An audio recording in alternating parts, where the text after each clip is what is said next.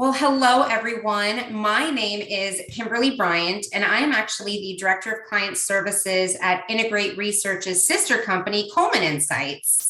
But we are so glad that you are here joining us today for Integrate's webinar, Retention Rate, the Magic New Metric for Measuring Hit Potential in Streaming Data. Over the next 40 minutes, Integrate Research's Matt Bailey will show you a new way of looking at streaming data that will give you confidence to spot the difference between songs that will become big hits with your listeners and those songs that won't. If you've ever been confused by streaming, you'll have confidence to use it effectively when we're done today. We will also try and spend a few minutes at the end of the webinar answering any questions that you may have. So please feel free to use the chat feature and send those questions our way. Well, without further ado, Matt Bailey, I'll hand it over to you. Thank you, Kimberly, and thanks for joining us for Retention Rate, the magic new metric for measuring hit potential in streaming data.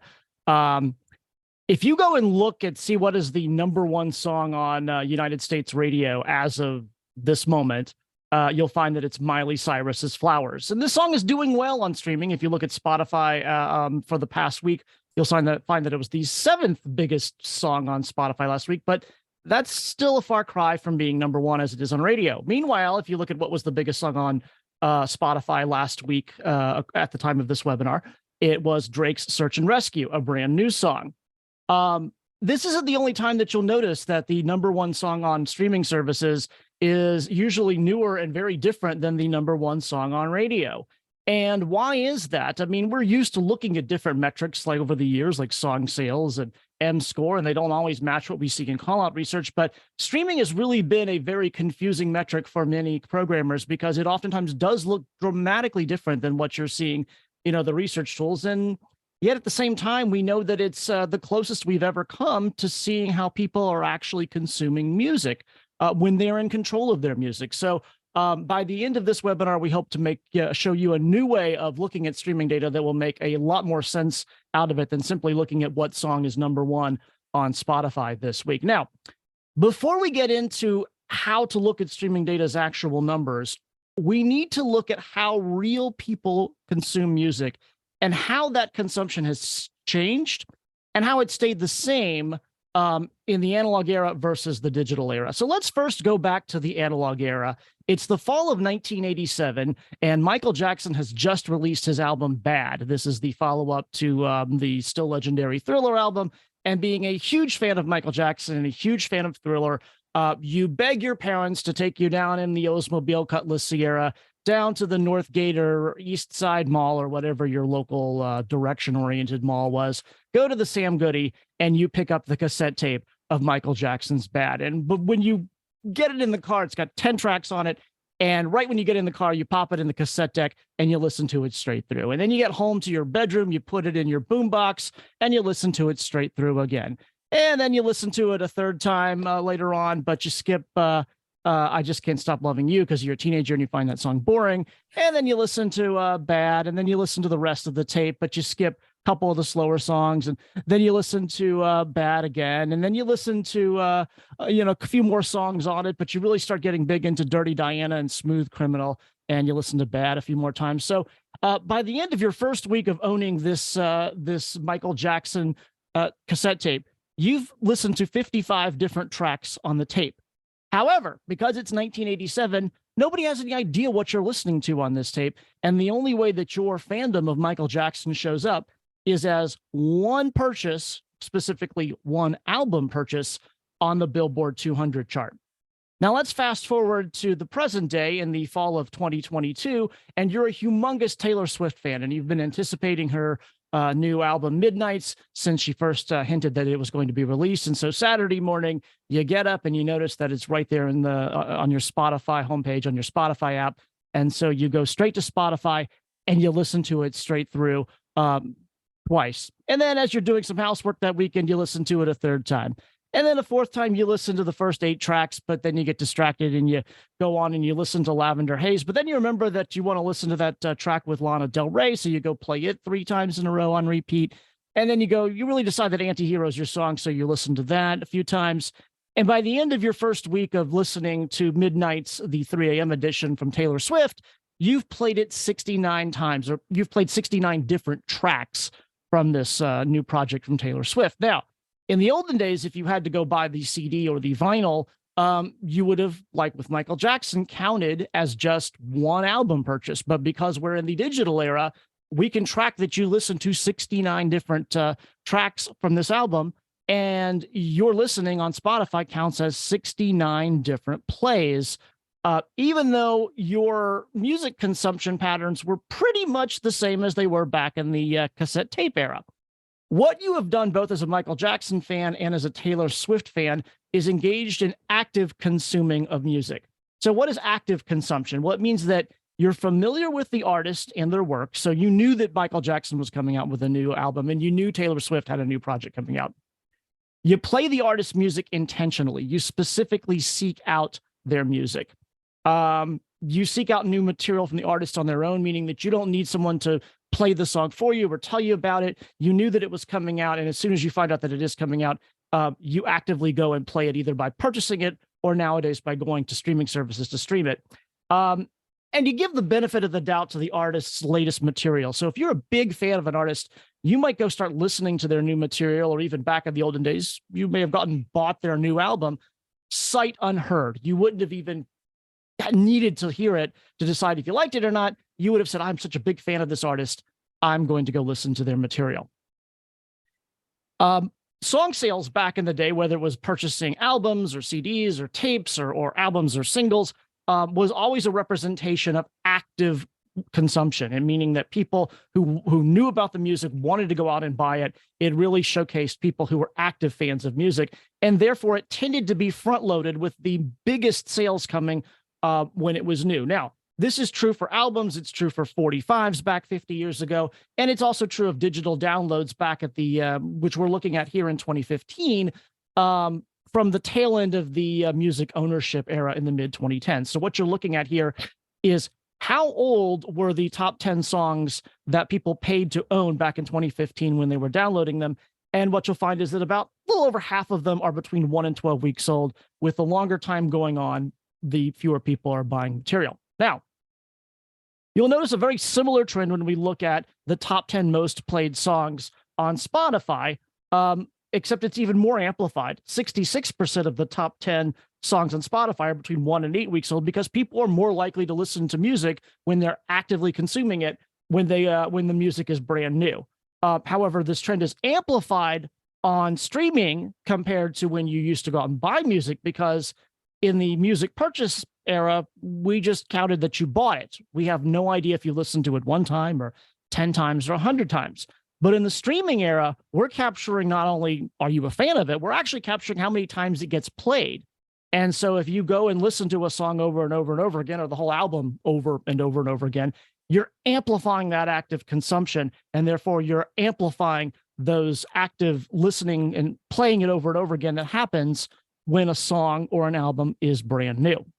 Now, active consumption is the way people get excited about music, but it's actually not the biggest way that music gets consumed by listeners. A far bigger category is passive consumption. And although certainly people are fans of radio, will crank up the volume and listen to something actively of a song they really love, a lot of the music people hear on the radio really qualifies as passive consumption. Well, how's it different from active? Well, first, you may or may not know the artist and their work. There are some artists that you'll recognize and say, oh, that's the new Taylor Swift song, even though I'm not a big Taylor Swift fan. You might not even know the artist. You just like the song. You like the song when you hear it, but you may never choose to play it. Comes on the radio, you sing along to it. You could be like the people at Wegmans who are singing along to Maroon 5. They may never go to a Maroon 5 concert, but they apparently like Maroon 5's music enough to sing along with it unabashedly and with no shame in the frozen food section at the supermarket. You discover the artist's songs when someone else plays them. This means that, particularly radio, that's how people have gotten to know music, is because they get to know it because radio programmers and personalities present the music to them, and they get to know it that way. And they may become a fan of the song, but they may not ever become a fan of the artist. There's plenty of songs, if you think about it, that you love and you don't particularly care about the artist, but you really do like the song. And then there are those other songs that you love them because you're a fan of that artist. So that's active consumption versus passive consumption. And the best way to think about passive consumption is how you typically will notice radio airplay, which is often inspired by the results of new music research, like we do here at Integrate New Music Research. And unlike active consumption, which is front loaded when the music is newest, passive consumption tends to build over time. In the CHR world, it takes about 8 weeks, peaks for a period of time, and then declines as people move on to newer material. And that's why, unlike in the sales and streaming world, when you're looking at radio airplay, which is reflected by call out report results, you'll see that 53% of the top 10 songs in radio airplay are typically about 9 to 20 weeks old. So right at the time that streaming numbers are declining, radio airplay is reaching its peak because you're measuring passive consumption, not active consumption. Now, streaming as a service, however, even though because we're measuring how many times people play a song, not how many people like the song, we're seeing that it's front loaded, meaning that it's really heavily emphasized on the beginning time of a song. However, you'll also notice that if you look at streaming data, that there are older songs that are still performing well in streaming. And that's because plenty of passive music consumption happens on streaming as well. And so streaming data is tricky because even though it amplifies the active consumption that happens when a song is new, it's still capturing the passive consumption for a song that is older and remains popular for a long time. So when you're looking at streaming data, there's no way to know which of those plays are active versus passive consumption, just based on the number. Now, before we move on and look at data, let's talk about what active and passive is not. First of all, it is not about the song. It is not that Taylor Swift's Anti-Hero is a active song and Maroon 5's This Love is a passive song. Songs have both active consumption of them and passive consumption. It's also not about the artist. I've been picking on Maroon 5 here as a passively consumed artist, simply because there's a lot of people who hear Maroon 5 on the radio and they like them. They may not go to a concert, but the fact of the matter is there are plenty of people who do go to Maroon 5 concerts. And I've been using Taylor Swift as an example of an artist who has active consumption because there are a lot of hugely passionate Taylor Swift fans, but there are even more people who like a Taylor Swift song here and there when they hear it on the radio, but they couldn't care less to ever go to a Taylor Swift concert. It's also not about the listener. The same listener who actively consumes Taylor Swift may passively consume Bruno Mars. The same listener who actively consumes Morgan Wallen may passively consume Trace Atkins. The same listener will have both active consumption and passive consumption. And finally, it's not about the medium. Streaming has both active consumption when people are seeking out the song, as well as passive consumption when people are just letting Spotify pick the songs after they've played a playlist, or maybe they add a song to a playlist and then just let it stream, or maybe they remember the name of the song and they just want to hear it, but they're not really actively seeking it out. It's a song that they got to know somewhere else. Meanwhile, radio, we talk about radio being a passive consumption medium, but that's really not necessarily true. Yes, we're picking the songs for you, but the reality is if you are really excited about a brand new song and you happen to hear it for the first time on the radio and you turn the radio up and stop what you're doing, that's active consumption, even though it's through radio. So it's not about the song, not about the artist. It's not about the listener. It's not even about the medium. It's simply the consumption style. Are you an active consumer in this moment, or are you a passive consumer of this moment of this particular title?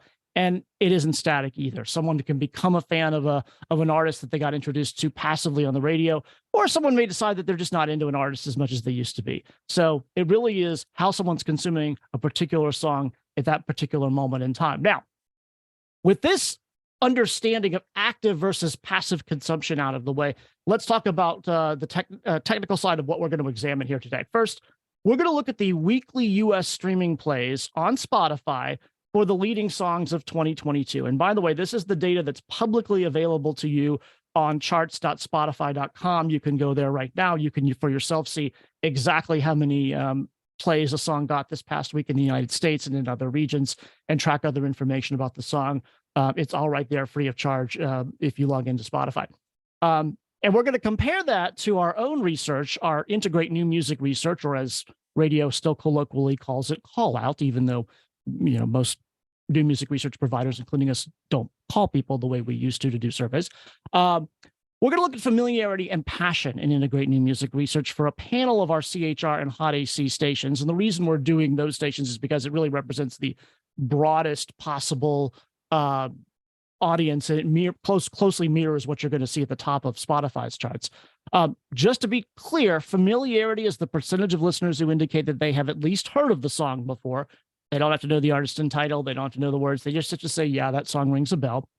And passion for us is going to be the percentage of listeners who know the song and rate it a lot on a 5-point scale. So passion here is the percentage of listeners who gave it the highest score possible on that scale. We're also going to be looking at our proprietary hit cycle measure. This is our version of Burn, which helps you determine, based on listener feedback, whether a song is new, a current hit, or recurrent. So that's the data we're going to be looking at from Integrate. What we're not going to be looking at is other streaming services. If you're in particular formats, you probably should be looking at them. If you're an urban station, you should be looking at Apple Music. If you're in country, you should be looking at Amazon's music service. But we're just going to use Spotify as opposed to using the amalgamated data available from other platforms, just because it's the big dog and it's easy to access. We're not going to be looking at YouTube. YouTube is huge, unarguably, and sometimes it gets forgotten about because it's a video medium. YouTube is a massive way of consuming music, but for this purpose, it's difficult to parse out what's about the video and what's about the audio. And for that same reason, we're also not going to look at TikTok today. Some things we're not going to examine from our own Integrate New Music research. We're not going to look at negative reactions, because there's no comparison. Streaming data doesn't tell you how many people hate a song, because if you don't like it, you just don't play it. However, it's important to note that that data is available to you in good call-out research, because haters hurt you in radio, and it's important to understand that. But for sake of comparing apples to apples, we're not looking at that today. We're also not going to look at the lukewarm reactions you can see in call-out research, like Integrate's new music research. People who are, yeah, I like that song, but I don't love it. We're really just going to focus on the people who love the song, so we can make a comparison to the active consumption data we're going to be looking at in Spotify. Finally, we're not going to look at demographic differences. You really can't do that in streaming data at this point in time. In good call-out research, you're going to be able to do that, but we're not going to really dive into that. We'll make some notes about songs that probably appeal to different demos, but we're not going to look at that today.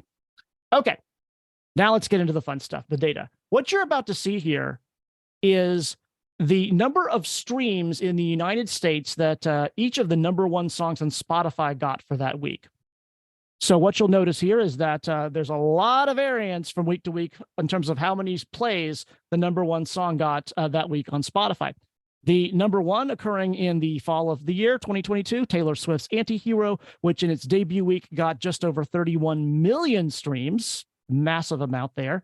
And that's not uncommon, by the way, to see a song that will debut as a #1 song. In fact, each of these weeks that are highlighted in orange here are weeks in 2022 where the #1 song on Spotify was a brand new song that had just debuted. Taking a look at the least streamed #1 weeks on Spotify, those occurred near the end. Those occurred in March of 2022.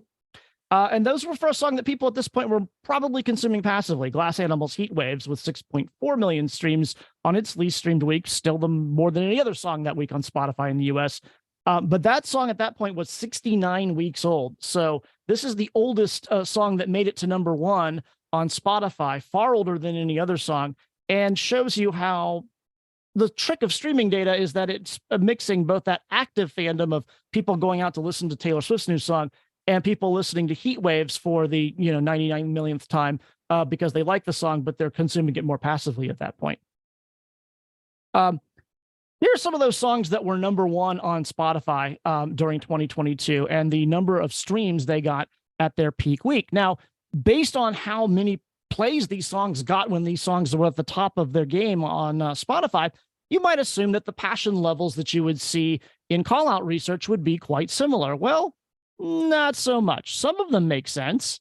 But, Harry Styles, As It Was, had a, large number of peak streams on Spotify, and half of the listeners at its peak in call-out research said they absolutely loved it. But songs like Taylor Swift's Anti-Hero, which was the biggest song of the year on Spotify in terms of its #1 week, only had about 35% of listeners saying that they were really into that song at its peak. And, so what's going on here? Why is there so much discrepancy? Well, to figure that out, let's take a look at two of the biggest songs on Spotify in their peak week, Anti-Hero and then Harry Styles' As It Was. So Taylor Swift's Anti-Hero was #1 these weeks in the late part of the year. Harry Styles, As It Was, didn't reach as high of a peak, but did have more weeks at number one.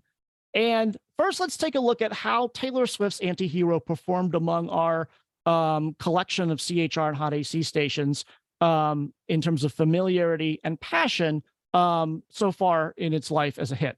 Now, a couple of benchmarks we're going to look at here. For our purposes for this panel, and again, it varies from client to client and it varies from call-out service to call-out service, but for our purposes here, you can consider about 75% familiarity, pretty strong familiarity. Below that, a song is either still developing or a song really only has a niche audience with a large section of the audience just not interested in it. And for our purposes, we're going to also consider strong passion levels in the high 30s range. So like if you get to 37, 38, 39% of listeners saying they like that song a lot, all the way up to the low 50s, we're going to consider that sort of top tier passion levels for this panel. So while Anti-Hero was new, we see that's interestingly not as familiar as you'd think it is, given how many people knew about that song and it was coming out on Spotify. So even though it was a big news report, you know, it still debuted below 70% familiarity and not a lot of passion for it. But it did fairly quickly become a song that people perceived as a current hit and still do. But as its familiarity grows, you'll notice that at this range, our peak passion level, 35% for Taylor Swift's Anti-Hero, is good. That's not a bad song. And certain stations, you know, hot AC stations tend to see better results. More rhythmic-oriented CHRs might see it be worse. But, you know, it's good, but it's not stellar territory for the passion levels. Let's compare that to how Harry Styles' As It Was performed among our panel in Integrate's New Music Research. Started off with lower familiarity than Taylor Swift did, but grew rather quickly and remained a hit and a popular one for a lot of weeks. Remember, a lot of songs will kind of drop out between week 23 and 24. Well, this is a song that listeners are still perceiving to be a big hit and still enjoying almost to 30 weeks. And it remains in our sort of strong passion band of about 38%. For much of its life as a current hit, reaching a peak of 52% of listeners in week 9 saying they're really passionate about Harry Styles' As It Was. So now if we compare that again to how Taylor Swift's Anti-Hero performed, you know, it's clear that it's really a second tier song compared to As It Was, at least among this panel. Is there any data in Spotify that could have predicted that this would have happened? Well, let's take a look at week by week data for Taylor Swift's Anti-Hero. Debuts with that record number 31.4 million streams. And then in its second week, not nearly as many plays. In fact, it only maintained about 61% as many plays in its second week on Spotify as it did in its first week. By its third week, it's getting less than half, 49% as many streams.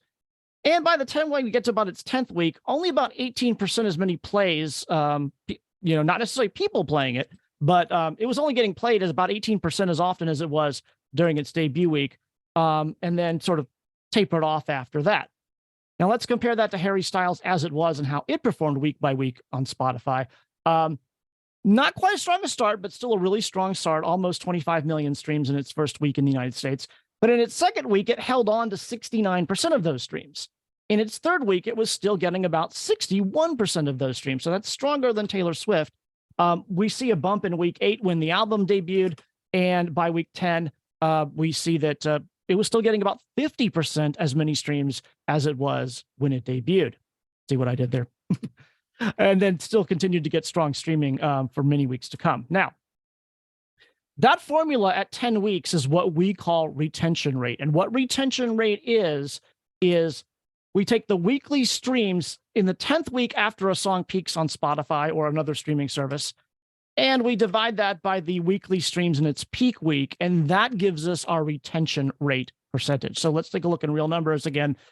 Taylor Swift in that 10th week after peaking had about 5.7 million streams compared to 31.4 in the peak week when it debuted.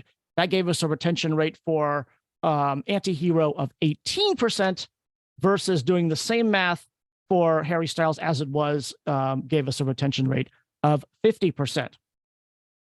And why 10 weeks, I should add?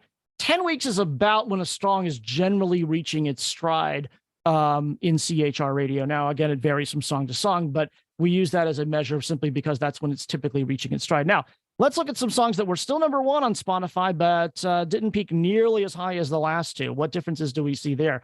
Well, first look at The Weeknd Sacrifice, which is really one of the lowest number one songs of the year. It debuted, it reached its peak at its debut week, not nearly as many as Taylor Swift, but even though it had a pretty low debut, it did pretty badly in its second week, only maintaining 56% of its streams. By its third week, it only had 38%. And by its 10th week, even though it had a lower level to start with, only 17% as many plays was Sacrifice getting compared to its peak when it debuted. Not a lot of stations tested this song for very long, but when they did, they found that it didn't really become very familiar. And by the time they stopped testing it, it only reached a peak of 24% of listeners in week 9 saying they like that song a lot. That's not even middle territory like we saw for Taylor Swift. That's really pretty bad performance in call out research. So stations rightfully stopped testing that title, but they could have seen that coming based on that lower retention that we see in call out. Now let's compare that to a song that Guy Zappolin and I both believe could have been a bigger hit if CHR could have gotten past the Disney phenomenon, at least where appropriate. The surprise hit of the year from the Encanto movie, We Don't Talk About Bruno. It was number one for several weeks in the beginning of the year of 2022. Unlike every other song, though, that you've seen so far on Spotify, this song doesn't debut big. It actually starts at it kind of sneaks its way onto the Spotify charts because the movie itself wasn't that big.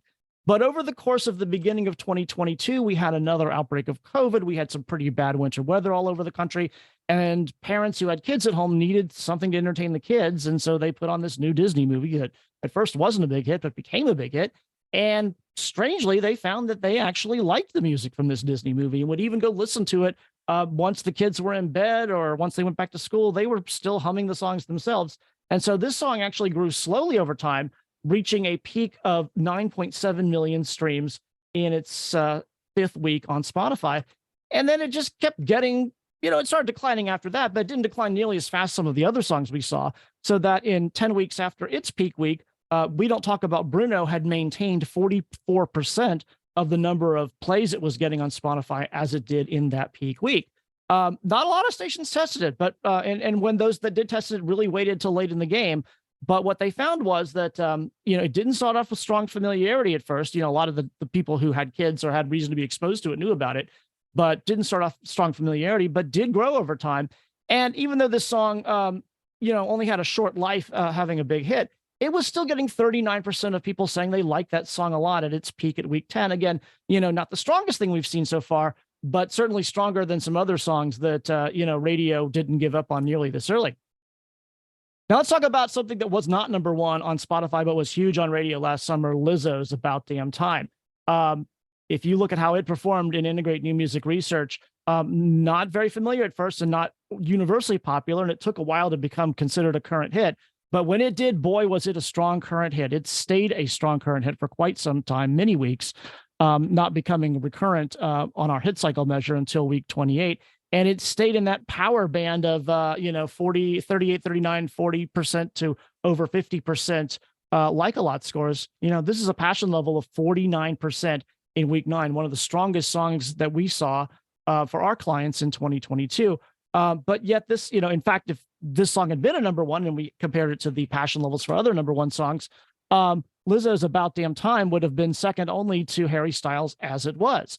So was there anything in the Spotify data that could have told us that, hey, this song is going to be huge? Well, here again, like we saw with We Don't Talk About Bruno, it didn't debut big on Spotify right away, but it did reach its peak of 8.5 million streams in its fourth week. Now, at that time, that was only good enough for being number 7 on Spotify. So it wasn't a song that was going to catch your attention as being, oh, this is the biggest song on Spotify this week. But in subsequent weeks, it didn't really lose it didn't lose its steam nearly as fast as some of the other songs that we've seen.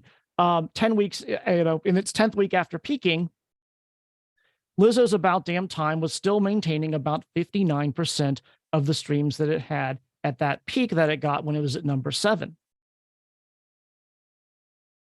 So let's take a look at another song that's kind of a mid-pack song and kind of a quirky one, Joji's Glimpse of Us, which was a mid-pack performer in terms of its peak streaks. It debuted, it really peaked in its second week, and then it had a retention rate of 33%. So Not the worst we've seen so far, but not the best either. How did that perform for those clients that tested it? Interesting thing about this song is that it actually had a pretty strong peak, but it didn't last very long. And this song, more interestingly, never really became that familiar. You know, pretty much all the songs we've looked at so far at some point, you know, got well over 80% familiarity. This song barely made it to 75% familiarity, but it did get 40% passion week 7. So what does that mixture tell us? Well, not surprisingly, that's a song that tends to appeal to a younger and more YouTube-oriented generation than some of the broader appealing songs that we've seen that also have strong appeal among older adults. So this is a case where the song had its fans among those who liked it, but you know, it never became as popular among everybody as it did, and it kind of moved on quickly. So let's take a quick recap of what we've looked at so far here. And we've got like the 6 songs we've really gone in depth into, and we kind of see 3 tiers of songs. With About Damn Time and As It Was, we have songs that have retention rates 50% and higher, and we have songs that are really strong in their passion, almost 50% for both of these songs in terms of how many people love them when asked about them in Integrate New Music Research. There's a second tier of songs that are between about 30 and 50% in terms of their retention rate. And these are songs that are in the, you know, they're in the lower portion of strong performers. They're in that 39, 40% range in terms of their passion levels. And then finally, we have the songs that didn't do as well, with retention rate being lower than 30% and passion levels being in the 30s or 20s. Well, what about some of the rest of the songs? Let's take a look at some of the songs that we haven't looked at yet, a little bit quicker than we have so far. So Kendrick Lamar's N95, very strong debut. And the song had its audience. You know, you can kind of see it gets flat there after a while, but a lot of people went and listened to that song, but didn't stick around to keep playing it. And so by its 10th week, it was only getting a retention rate of 13%, as many streams in its 10th week after it peaked. A little bit stronger peak for Drake's Rich Flex. However, unlike N95, this song held on to 36% of its streams in its 10th week. So much stronger retention rate for Rich Flex than for N95. Kate Bush, Running Up That Hill, Adele with God. Fantastic story on this song. What's interesting here is you'll notice that in that second week, it peaks when people were starting to hear it in Stranger Things. And then it looked like it declined. But then the second wave comes of people getting interested in the song, which gives us an interesting pattern when a retention rate that's 44%, which is, you know, pretty strong.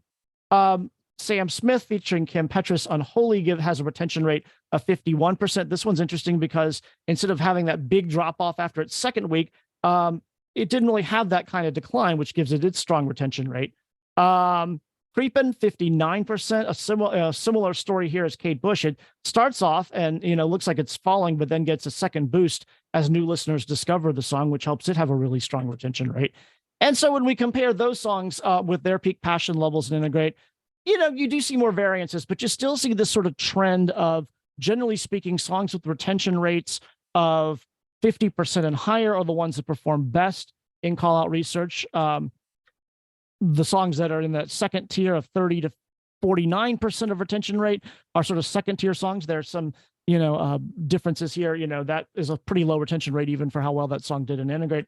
And then you see a third category of songs with retention rates below 30% that tend to be the worst performers in terms of how many listeners are passionate about them.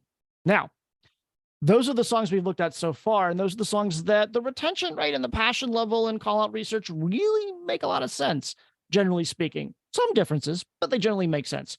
There are a few songs, though, that completely blow this formula out of the water. Let's take a look at those songs. One is Jack Harlow's First Class. So this song debuts with, you know, pretty strong streaming levels, but drops pretty quickly. We're down to 61% in its second week and 52% in its third week. This is a song that, you know, looks kind of like it's on the same path as Anti-Hero by Taylor Swift. But then when it finally gets its groove going, it doesn't fall nearly as fast as some of those other songs that we saw that fell fast in their first couple of weeks and gets a bit, but because it fell so far in its first 2 weeks, its retention rate of 28% isn't that strong, but it's holding on to a lot more of its audience once it settles down than a lot of those other songs did, which kind of explains why it does better in Integrate New Music Research. Now let's take a look at 2 songs that have tremendously high retention rates and are doing quite well in Integrate New Music Research. They're not doing badly at all, but they're not the, you know, they're not hitting it out of the ballpark like you would think they would with such strong retention rates. Let's look at their usage pattern on Spotify. For SZA's Kill Bill, it debuts with its peak. It drops off a tiny little bit in its second week, drops a bit more in its third week. But then, as you can see, it gets a new sort of influx of people streaming the song, which means that it has a really high rate of retention of 79% in the 10th week after it peaks. But even if we kind of look at that week 5 as a second peak, still pretty strong, though. That would be 64%. But because this song has that second influx of audience, it has a raw retention rate that is much higher than you would think. Again, not to discredit it, it's still a massive hit. It's just not 80% of people saying that they're passionate about it. It's only, 40 something percent of people saying they're passionate about it. That's still really strong. Bad Habit by Steve Lacy, also an interesting story. We see the same kind of pattern we did for Lizzo, where instead of debuting strong and then dropping off, it grew over its first few weeks. And then once it gained an audience, it kept a tremendous audience for many weeks. So it had a really high retention rate of 88% if we simply go by the math. But the real story of this song is just that it took some time to find an audience. And once it did, they stuck with that song. Now, how do we apply this to real songs that are hits today to sort of figure out what's going on with them? Well, here's what I don't want you to do. I don't want you to start gathering spreadsheets like those of us who are spreadsheet geeks at Integrate Research do and calculating exact numbers based on the peak week and the 10th week. It's much easier and much more helpful, frankly, to sort of look for the patterns of how songs are doing from week to week. And let's take a look as we wrap this up with 2 songs that are currently big hits to give you an idea of how you could do that on a practical level. We'll start with Miley Cyrus's Flowers, which currently is the #1 song in the United States on terrestrial radio. During the song's first 4 weeks, it peaked in its second week, and in its third week, which was its second week after peaking, maintained 85% of that audience, and in the following week maintained 64% of its audience. So that's an indication that this is a song that, yeah, there was a lot of excitement about it. Hey, Miley Cyrus is out with a new song. A lot of people went to go stream it. And when they heard it, they're like, yeah, I like it. I'm going to put this into my rotation. I'm going to keep listening to it. So not surprisingly, when Integrate New Music Research clients tested it, 2 things happened. One, there was a lot of buzz about the song, so it became a current hit in the mind of listeners, and it became familiar much quicker than some other songs do. By week 3, it was something that listeners considered a current hit, when normally that takes, 5, 6, 7, 8 weeks. And it peaked at a very strong 47% like-a-lot score so far in its 8th week. Now, is there anything in the streaming data that tells us what the future of this song is, however? Maybe. If we look at what happens in the subsequent weeks that it's been on Spotify, it starts falling a lot faster than it had before. And as of now, it has a retention rate of 35%, which would suggest that this song, because it became popular so fast, it might be a song that listeners are going to get a little bit less passionate about in coming weeks. We'll see if that happens. But based on what's happening in streaming data, that would be my guess. And that's how I would examine how Miley Cyrus Flowers is performing in streaming, based on this idea of like, hey, compared to last week, how is it doing? Finally, let's look at a new song that has been a #1 song already. In fact, I think it's the first country song that's ever been #1 on Spotify in the United States, Morgan Wallen, last night. Different pattern with this song. We can't even calculate a retention rate in our formula yet for it, because we're not 10 weeks out of its peak. But what's interesting about this song compared to other country songs we've seen in the past is, it's gotten, it just keeps building. This is a song that just keeps building, which indicates that perhaps this has an audience beyond simply the country format. So what 4 things should you take away from this webinar? Well, 1, don't look at what's big this week.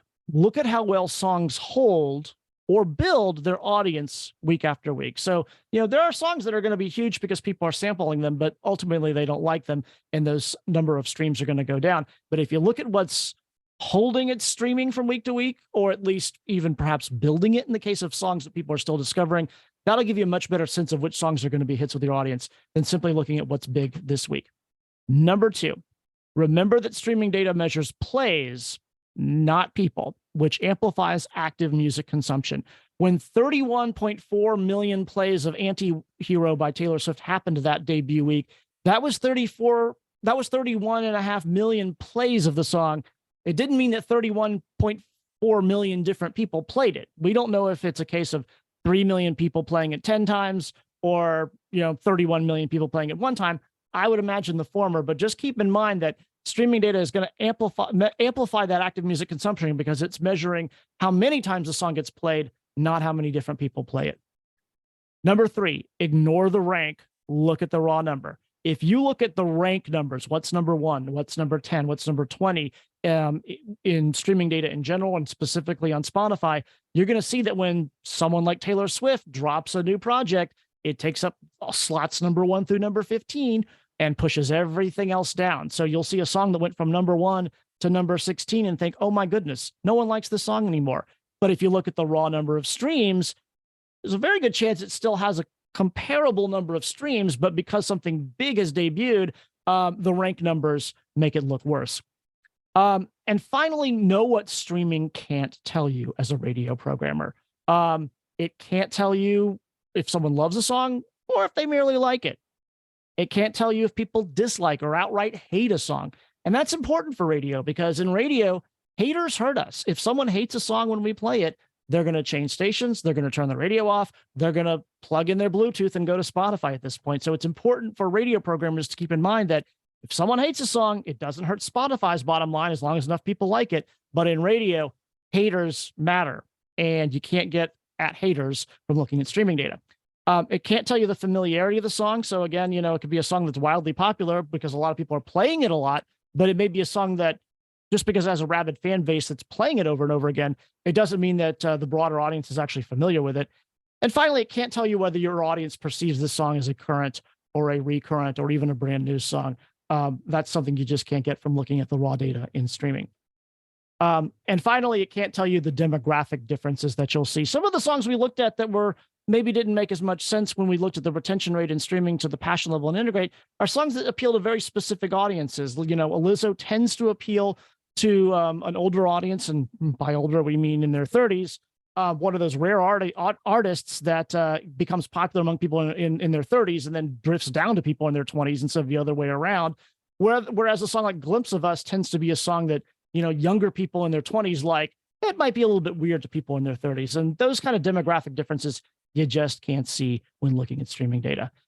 So that's our presentation. If you'd like to learn more about this topic or others, we have lots of information for you at integrateresearch.com. You can click on the blog or go to /blog and check out our past blog works on this subject and many others. And now we're time for answering your questions. So we actually have a question here from Mike Moore. Do you have similar data available for country? How is this data looking like for other formats like country? So country, we didn't specifically look at country other than the one Morgan Wallen song for this presentation. And country's been interesting because country is up until the last couple of years has been the last holdout of really going gung-ho on streaming. For the longest time, you could look at the top 100 songs on Spotify and not see a single country song. Well, obviously that's changed. It really bears a strong, part of that's demographic. The country audience is broader and includes, people who are by CHR standards, older listeners. And by older, we mean, 35 and 42. But a lot of it has been the loyalty that country listeners have for, their local radio stations. And I've seen other research that really shows that where in certain formats, listeners say they get all their new music from, they find out about new music first from YouTube or Spotify. They still say that they hear their latest country songs and find out about them from their local country radio station. So country mainly tends to look different in streaming data in that you tend to see songs build over time instead of having that strong debut week and then declining like we saw for so many songs that we looked at today. You tend to see country songs look more like we saw with Lizzo, where it's, slow at first, but then builds streams over the course of several weeks.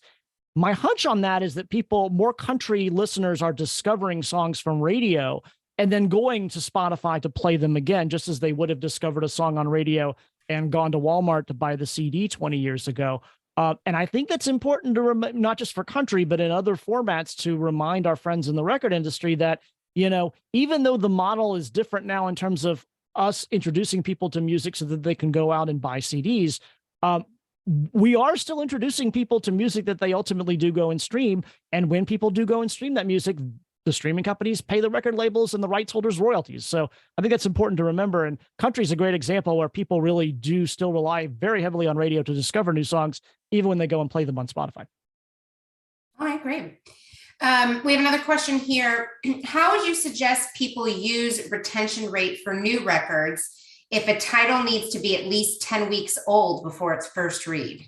That's a really good point, because by the time 10 weeks rolls around, if you have some form of call out or any music research, you already know what's going on with that. You're not trying to look at Spotify data. We did retention rate as to sort of show the concept, so we had actual numbers to work with. We're a research company, in numbers we trust. But I think that's why it's important that you think of retention also as a concept. And so when a song is brand new, it's a huge debut. You can look at the number of streams it got in its first week. You don't have to wait till the 10th week. You can look at, well, how many people streamed it in its second week compared to its first week. If it's holding on to 60%, 70%, 80%, that's good. If it's all, only about half as many people streaming it its second week or its third week, that's kind of bad. And that suggests that maybe a lot of people were sampling that song, but they're not sticking around and adding it to their playlists and going back and listening to it again. So kind of look for those patterns. Are the number of streams falling fast from week to week, or are they generally maintaining a healthy amount of streams? Maybe not the same level of passion for when it was new, but you can sort of look at that and compare it to other songs and say, okay, this song is really holding on to its audience and this song isn't. Yeah. Assuming that we're talking about a limited amount of songs that reach 50% retention rate, is there a minimum amount of Spotify streams that you believe you need for its peak week to qualify for retention rate?